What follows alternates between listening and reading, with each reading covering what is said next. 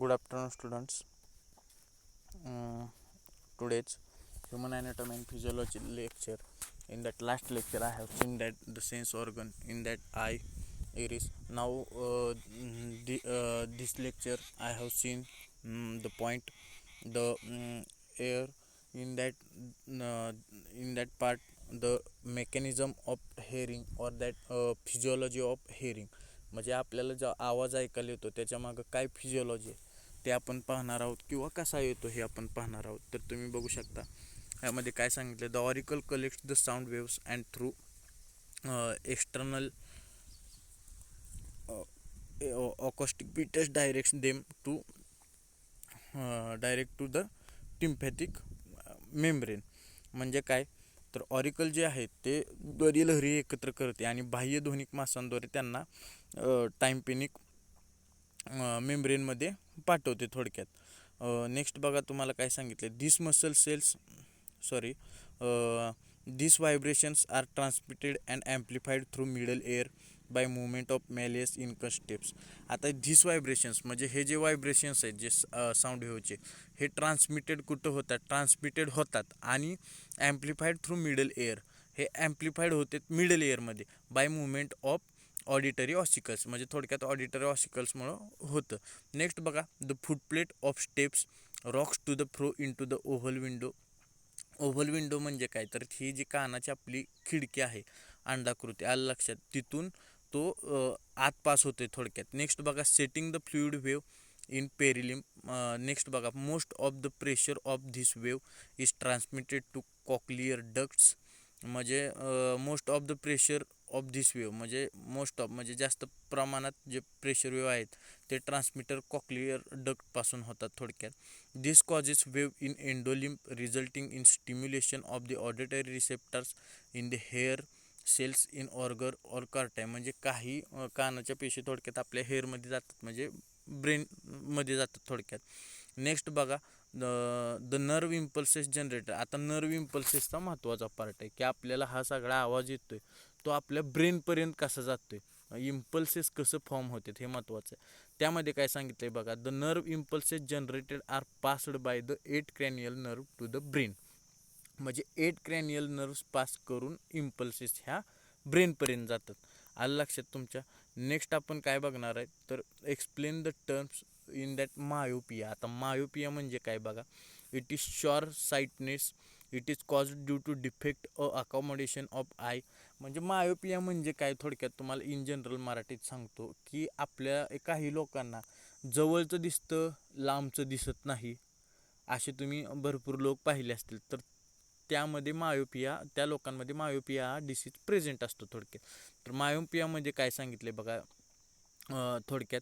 It is cause due to defect the accommodation of eye. Person can see nears objects. बघा.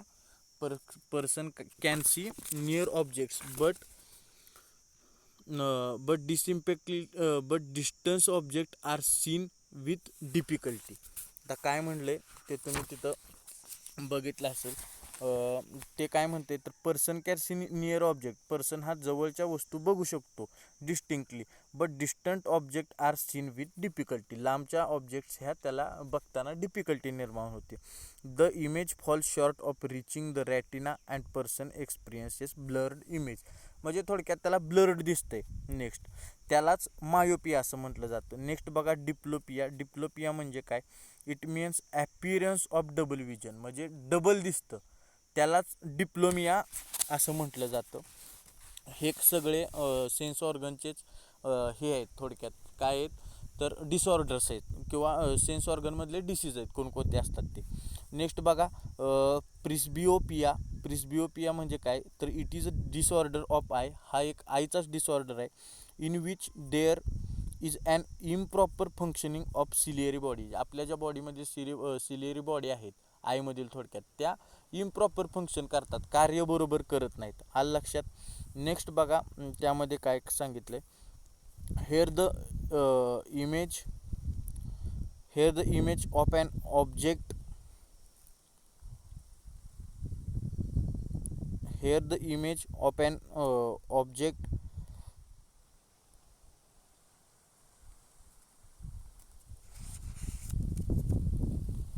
Hair the image of an object is formed in front the retina, म्हणजे एखादी image हे रेटिनाच्या समोर आली म्हणजे डोळ्यासमोर आली. The distance object are seen clearly but near objects are not in focus properly. म्हणजे आता ह्या प्रिस्ब्युपिया हा मायोपियाच्या अपोजिट आहे, थोडक्यात तुमच्या लक्षात आलं असेल. ह्यामध्ये काय होतंय तर हे लांबच्या दिसतात पण जवळच्या वस्तू दिसत नाहीत. आता म्हणजे थोडक्यात ह्यामध्ये पहिल्यांदा तुम्हाला सांगितलंच आहे, it is the disorder of eye and in which there is an improper function of ciliary body. आता सिलियरी बॉडी म्हणजे काय तर डोळ्यामध्ये जे पारदर्शक व अपारदर्शक भाग जे ते मिळतात त्या बिंदूच्या मागच्या बाजूला असलेला अवयव म्हणजे सिलियरी बॉडी. आलं लक्षात तुमच्या सिलियरी बॉडीला काय म्हणायचं. तर आता ह्यामध्ये काय सांगितलं, here the image of an object is formed in front the retina, thus distant objects are seen clearly but near objects are not in focus properly.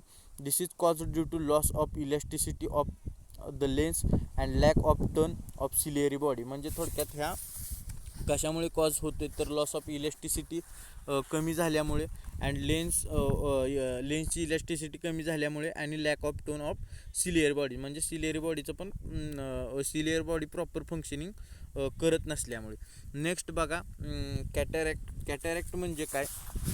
It means thickening of fibrosis of the lens.